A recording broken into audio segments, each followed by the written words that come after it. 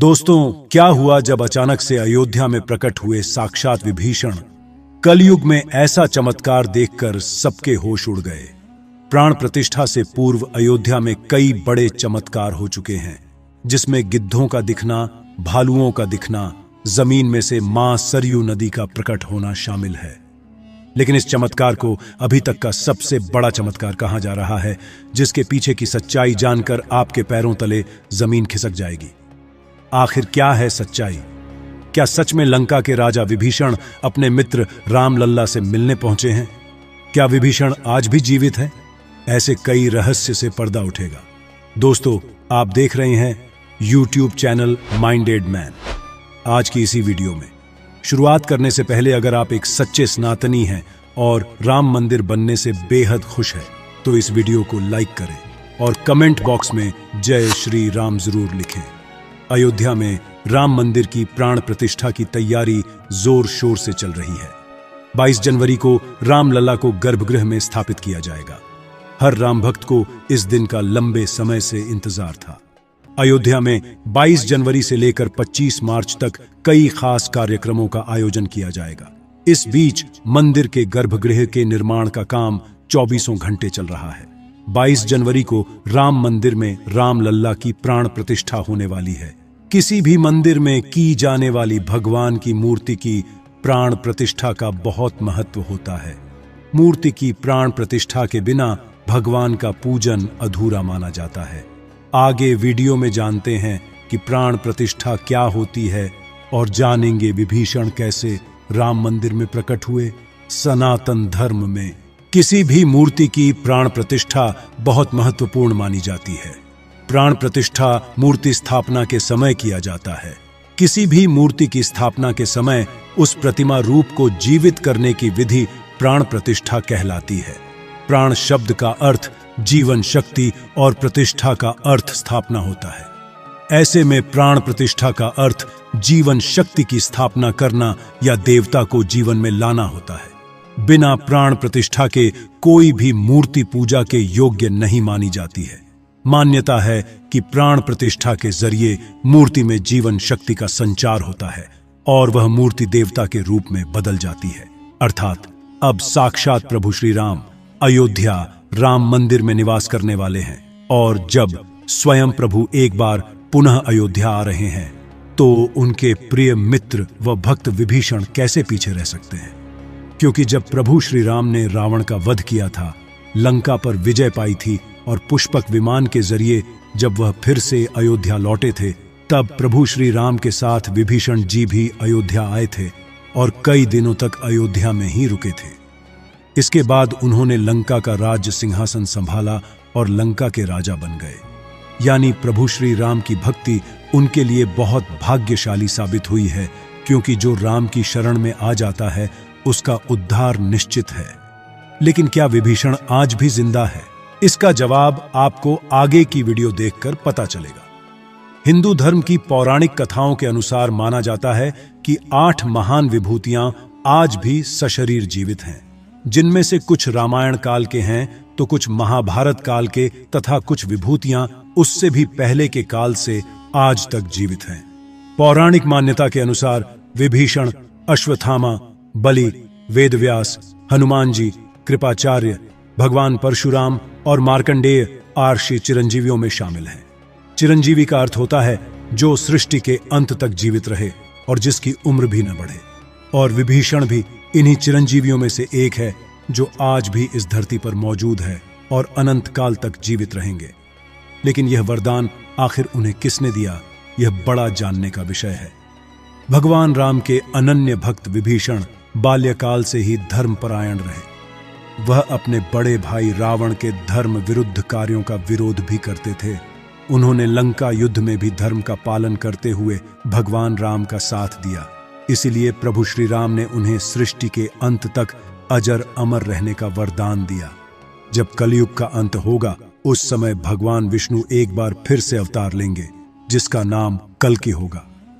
तब ये 8 चिरंजीवी भगवान कल्कि का साथ देंगे और फिर से सतयुग की स्थापना करेंगे। इसका मतलब यही निकलता है कि विभीषण आज भी जीवित है। लेकिन आखिर प्राण प्रतिष्ठा से पहले उन्हें राम मंदिर में उन्हें कब और कैसे देखा गया। आगे वीडियो में जो घटना हम आपको बताने वाले, उसे सुनकर आपके होश उड़ जाएंगे। ये घटना 11 जनवरी रात्रि 12 बजे की। रोजाना की तरह सभी मजदूर राम मंदिर के गर्भगृह का कार्य करके अपने तंबू में विश्राम कर रहे थे। तभी मजदूरों को मंदिर के अंदर से प्रभु श्री राम के नाम जाप की ध्वनि सुनाई दी। अभी किसी भी अन्य व्यक्ति को रात्रि के समय राम मंदिर में घुसने की अभी अनुमति नहीं है। तब उन्हें ऐसा लगा कि शायद किसी आसपास के मंदिर द्वारा उन्हें ध्वनि सुनाई दे रही होगी, तो सभी मजदूर रात्रि में वापस सो गए। लेकिन सुभाष नाम के एक मजदूर को लगातार यह बात खटक रही थी। उसे वह आवाज राम मंदिर से ही आती प्रतीत हो रही थी, तो उसके मन में जानने की उत्सुकता हुई। आखिर इतनी रात्रि को राम मंदिर के अंदर राम नाम का जाप कौन कर रहा है। उसने अपने साथियों को उठाना चाहा, लेकिन सभी गहरी नींद में थे। तब सुभाष अकेले ही राम मंदिर परिसर में पहुंचा। वे काफी महीनों से राम मंदिर के निर्माण कार्य का हिस्सा था। उसे राम मंदिर का एक एक दरवाजा, एक एक कोना अच्छी तरह से पता था। जब उसने राम मंदिर के गर्भगृह में झांक कर देखा, तो वहां पर एक बहुत ही दिव्य पुरुष, जिनके अंदर से काफी तेज प्रकट हो रहा था, वे अपने हाथों में माला लिए राम नाम का जाप कर रहे थे। ऐसा लग रहा था मानो वे काफी दिव्य पुरुष हों और किसी पौराणिक समय से आए हों। उनके बैठने का तरीका और उनका अंदाज राजाओं की तरह मालूम पड्डी टीडी आच रहा था। सुभाष यह नजारा देखकर दंग रह गया। इसके बाद सुरेश अपने साथी मजदूरों के पास गया और उन्हें यह सारी सच्चाई बताई। और जब सब मिलकर राम मंदिर गर्भगृह तक पहुंचे, तो सभी के होश उड्डडियाच गए, क्योंकि वह दिव्य व्यक्ति वहां से गायब हो चुके थे। क्योंकि रात्रि का समय चल रहा था, तो सभी लोग सुभाष की बातों को भ्रम समझ रहे थे और कोई भी उसकी बात को मानने को तैयार नहीं था। लेकिन सुभाष जानता था, उसने जो देखा है वह बहुत बद्धा चमत्कार है।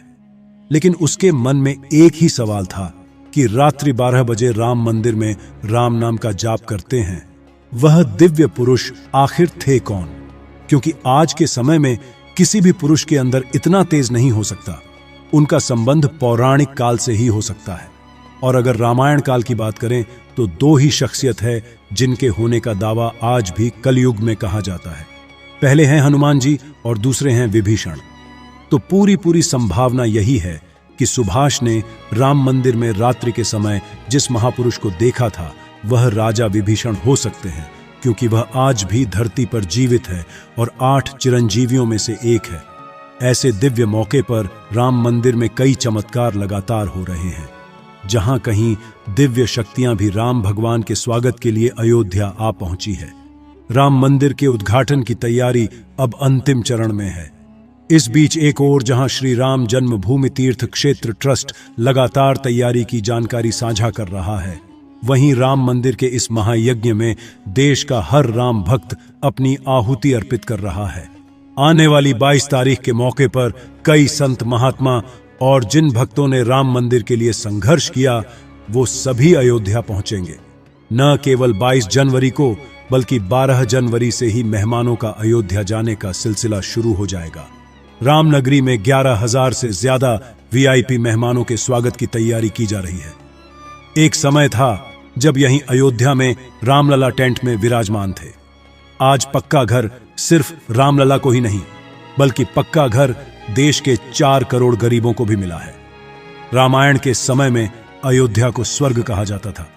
देवता इस स्वर्णिम नगरी कहते थे, क्योंकि यह नगर चारों तरफ से हर प्रकार की सुविधा से युक्त था। लेकिन जब मुगल आक्रांताओं ने भारत पर आक्रमण किया, तो पूरे अयोध्या नगर को उजाड़ कर रख दिया। मंदिर के ध्वस्त होने के बाद कई सालों तक यह भूमि वीरान रही और किसी भी हिंदू सनातनी को इस क्षेत्र में आने की अनुमति तक नहीं थी। लेकिन पुनः प्रभु श्री राम जी की कृपा हुई। यहां श्री राम का भव्य मंदिर बनने के बाद यहां आने वाले लोगों की संख्या में बहुत बड़ी वृद्धि होगी। इसे ध्यान में रखते हुए सरकार ने अयोध्या में हजारों करोड़ रुपए के विकास कार्य किया है। राम मंदिर की प्राण प्रतिष्ठा से पहले प्रधानमंत्री मोदी ने अयोध्या में अलग अलग विकास कार्यों का उद्घाटन किया और महर्षि वाल्मीकि इंटरनेशनल एयरपोर्ट अयोध्या धाम भी लोगों को तोहफे में दिया। इस एयरपोर्ट को पूरी तरह से भगवान राम से जोड़ा गया है, जिसकी दीवारों पर भी आपको श्री राम से जुड़ी सजावट देखने को मिलेगी। इस एयरपोर्ट के अंदर घुसते ही हमेशा लगता है हम फिर से रामायण काल में आ गए हों। आपको बता दें कि इस एयरपोर्ट को 20 महीने के रिकॉर्ड समय में तैयार किया गया है। उत्तर प्रदेश सरकार की ओर से अयोध्या एयरपोर्ट के लिए 821 एकड़ भूमि मुहैया कराई गई थी। 14 साल का वनवास पूरा करके और रावण का वध करके जब भगवान श्री राम पुनः अयोध्या पहुंचे थे तो अयोध्या के घर घर में दिवाली मनाई गई थी। हर घर में दीपक प्रज्वलित किए गए थे। जब अब पुनः प्रभु श्री राम अपने धाम को लौटने वाले हैं तो हम 140 करोड़ देशवासी आखिर कैसे पीछे रह सकते हैं। अयोध्या में विवादित स्थल पर 500 साल बाद प्रभु श्री राम के मंदिर निर्माण और श्री राम लल्ला की स्थापना के जश्न में 22 जनवरी को सिर्फ देश ही नहीं बल्कि पूरी दुनिया दिवाली की रोशनी से जगमग होगी। अयोध्या से पीएम मोदी ने देश के सभी 140 करोड़ लोगों से 22 जनवरी के दिन अपने घरों को श्री राम ज्योति नामक दीपक की रोशनी से अपने घरों को जगमग करने का आह्वान किया है। प्रधानमंत्री ने लोगों से हाथ जोड़कर यह प्रार्थना की है कि सभी देशवासी प्रभु श्री राम लल्ला की अयोध्या वापसी के जश्न में अपने अपने घरों को दिए से जगमग कर दें। यानी पूरे देश में इस बार 22 जनवरी को ऊर्जा, आशा, आकांक्षा और उम्मीद व जोश से भरपूर एक नई दिवाली देखने को मिलेगी। यह दिवाली सिर्फ देश ही नहीं बल्कि दुनिया के उन तमाम देशों में भी मनाई जाएगी जहां भारतीय लोग बसे हैं। इसी बीच अब राम मंदिर प्राण प्रतिष्ठा से पहले राम लल्ला के भक्तों के लिए एक और बड़ी खुशखबरी है। दरअसल अब राम लल्ला के गर्भगृह का मुख्य द्वार सोने से बनाया गया है, जो मंदिर के मुख्य द्वार के तौर पर स्थापित कर दिया गया है। राम मंदिर में सोने के दरवाजे की कुछ खासियत भी है।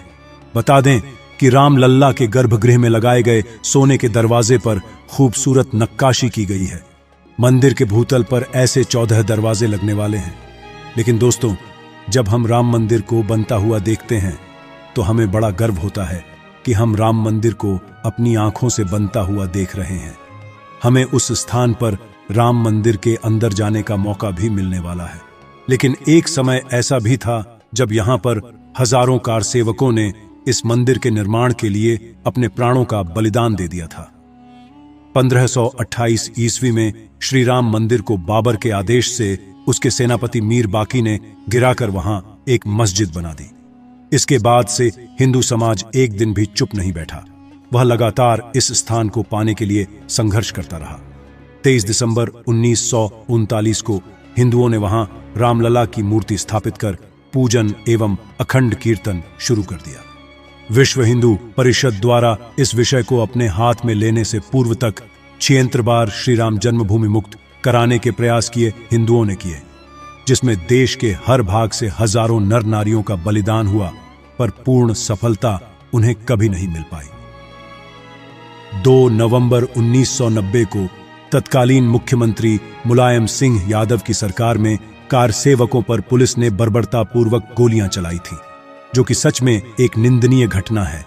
उस समय अयोध्या के वासुदेव गुप्त, राजेंद्र धरकार, रमेश पांडे और कोलकाता के दोनों कोठारी बंधुओं सहित अनेक कार सेवक इसमें शहीद हो गए थे। नीचे कमेंट बॉक्स में आप इन्हें श्रद्धांजलि जरूर दें।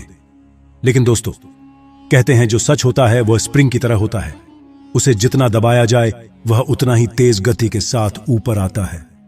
9 नवंबर 2019 का दिन सुनहरे अक्षरों में दर्ज किया गया जब सुप्रीम कोर्ट की 5 जजों वाली बेंच ने ऐतिहासिक फैसला सुनाया और विवादित जमीन हिंदू पक्ष को मिली। और अब 22 जनवरी 2024 को राम मंदिर के अंदर रामलाल की प्राण प्रतिष्ठा होने वाली है।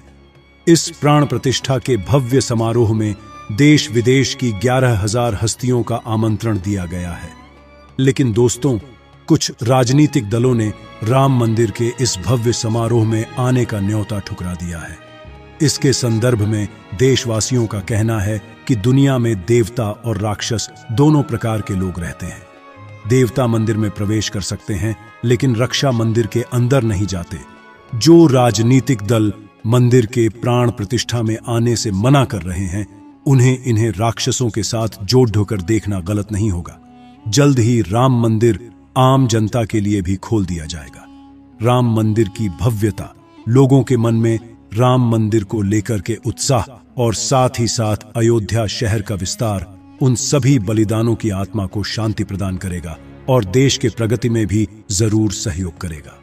हम दोस्तों आशा करते हैं कि आज की वीडियो के माध्यम से आप राम मंदिर को और उसके इतिहास को करीब से जान पाए होंगे। सभी हमेशा करते आज की वीडियो आपको पसंद आई होगी। लाइक जरूर करें और कमेंट बॉक्स में सभी कार सेवकों के बलिदान के प्रति आप श्रद्धांजलि जरूर दें। साथ ही साथ कमेंट बॉक्स में कुछ सेक्युलर हिंदुओं के लिए अपनी राय जरूर रखें, जिन्होंने राम मंदिर प्राण प्रतिष्ठा समारोह में आने का न्योता ठुकरा दिया है। हमारे चैनल माइंडेड मैन को सब्सक्राइब जरूर कर लें, ताकि आपको हमेशा ऐसी सत्य चमत्कारी घटनाएं देखने को मिलती रहे। अभी के लिए आप सभी को जय श्री राम।